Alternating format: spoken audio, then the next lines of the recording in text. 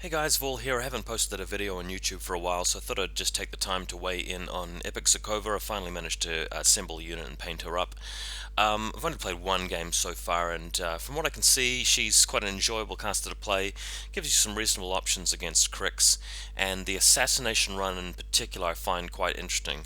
If you think about it, you can upkeep Telgesh Mark on a single Outrider, obviously upkeep it for free with Wishnailer, and on your feed turn, essentially you activate the Grey Lord Outriders first, you run them so they're all within range of the enemy caster, and that's, an 18-inch range, so it's plenty of speed.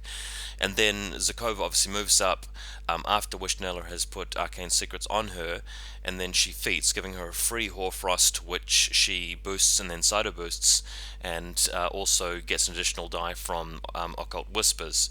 So in that sort of situation, we're talking about 2 for the attack roll, another one for the boost, that's 3, another one for Occult Whispers, so that's 4, and then Wishnailer 5, and if you take Reinhold, that's 6. So if you roll that many dice, generally you're going to get a crit, and if she does crit, obviously you've got that boosted Hoarfrost on their opponent's caster, followed by another 5 sprays at power 12, which are pretty much going to hit because they're boosted against a stationary target, and then your Jack, I mean obviously your Conquest, if you run one, you might not necessarily go for the Conquest, but if you do, then that's a main gun into the enemy caster, and if they were that close, maybe they're power 12s as well, but you wouldn't normally be able to count on that.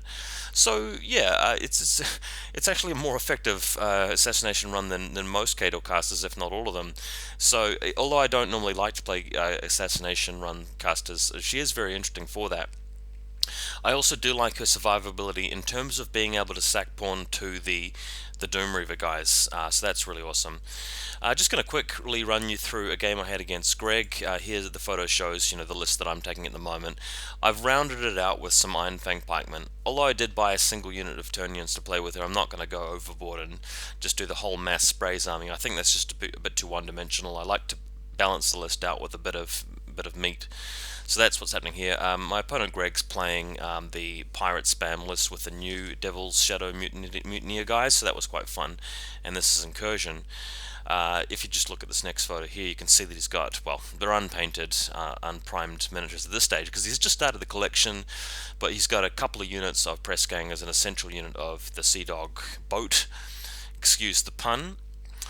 And if you look at this next photo here, I've taken first turn, I think it is, just run on the right hand flank, tried to put up the Blizzard Clouds with Zerkova in the middle. I do like that she makes the Grey Lords immune to the Abomination check, so I think that's really cool with the Fearless thing for Grey Lords, so that's quite nice. I've actually proxied a few models because I forgot to bring along my battle mechanics to this particular game, so you can see some Menoth vassals in the background there next to the Conquest. Hey, about the Conquest, I'm not sure if everybody would really like that, but the good thing about the Conquest is that with not Defender's Ward, Banishing Ward, he's really kind of resistant against, Parasite and stuff like that, and since this is more of an anti-Crix caster, you kind of want that. And don't forget too that if you happen to drop him and they've got Iron and Holt again, you can't be affected by that. So it is pretty cool. And then if you do get the stationary off with the Hoarfrost, you can blow stuff up pretty easily with him. So I quite like it, and of course Creeping Barrage, prevents them from charging through with too many infantry. So I'm liking the Conquest so far. Let's go to the next image. Greg has just run up with all of his troops here, and I think that he's made a bit of a mistake here, not letting the galleon through. So just a bit of a friendly, casual game here. Not everything's gone perfectly according to plan, but just gives us an idea of what it is like to play Zerkova at this point. Moving through another photo, on the flank here featuring the Grey Lord Outriders, I've put a couple of them forward with the Winter's Wind kind of thing on them. By the way, I do quite like that the Outriders can put the Winter's Wind effect on Zerkova. I'm not sure if I'm remembering the right name of the ability, but it's the one where if they end their activations within 2 of your guy with the ability, then they are stationary. It's a bit like Epic Sorsha's Warjack Bond, so to speak. And as you can see, the template's in the middle with the Creeping Barrage preventing the pirates from just running straight through them. Pirates don't actually have that wonderful armor values, so Creeping Barrage is quite effective in this case. Now, just going to the next photo here, Greg's put his Commodore cannon on the hill a turn earlier, now fires directly at Zerkova, knocks her into the wall, and rolls triple boxcars for damage. That's right, 18 plus the power and strength of the cannon. She's camping 6 focus points, but we did the math and it dropped her to just 1 damage box only, and that was after a few other units had activated. So had he just activated the cannon first and got that roll, I might have lost the game. As it happened, we weren't really expecting him to roll triple sixes. In fact, I thought shooting her with the cannon wasn't really the best move, but all things considered, it did sort of put me into a really dangerous spot, meaning that, if she survives, and she did survive this turn by the end of it, she really has to run away and sort of hide for the following turn. So we weren't really expecting that little twist.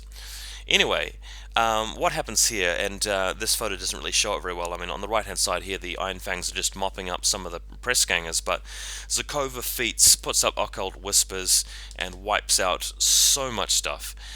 Essentially, you've got the Turnians and the Grey Lords getting some free sprays, then moving and spraying again with Occult Whispers still up, so that wipes out so many pirates. It was just crazy. So I really like the idea of unjamming the situation. Your opponent really cannot jam this list. Epic Zerkova will deal with that so easily. And of course, the feat is also very useful for the assassination run, as we talked about earlier. Alright, moving another photo ahead, you can see here that I've controlled the left-hand flank. All the pirates are wiped out. The Outriders are taking a point here from the flag, and the Conquest is looking pretty safe in the middle. He's not really been attacked by any pirates thus far, and the Galleon certainly isn't going to be able to one-round him, so feeling pretty safe about that. Of course, Zerkova just hanging back behind the Conquest itself, with a frost cloud, a blizzard on her, and a whole lot of body blockers in the form of mechanics.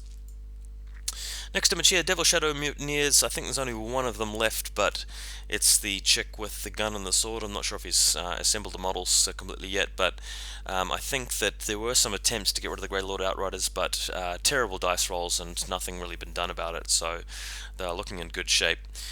Moving forward, another photo here, and this is the second to last photo.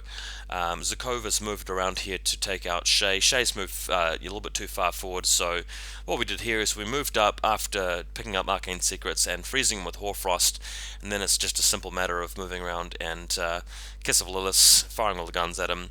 And you can see the last photo here where the Conquest is able to just step up and shoot him down. So yeah, not a particularly dynamic game in terms of a lot going on, but just an idea to try out Epic Zerkova's mechanics, and I will be giving her a bit more of a test run. I haven't really decided what the optimal list is for her. I think most people feel that she writes her own list really with just mass sprays, but I like the idea of, not relying on the sprays too much. Obviously you want one unit of Grey Lord Outriders minimum. You may like Turnians also. I've taken Valichev with Iron and Holt, so that Iron and Holt can, Iron especially can benefit from the feat and the additional dice on magic abilities, so much easier to get the Kiss of Lilith off, especially after you've Zephyr'd your way up. But that's just me. So yeah, let me know what you guys think, and hopefully you enjoyed this little foray into Epic Zerkova. I really love the models for her, and I'm going to enjoy playing her a bit more soon.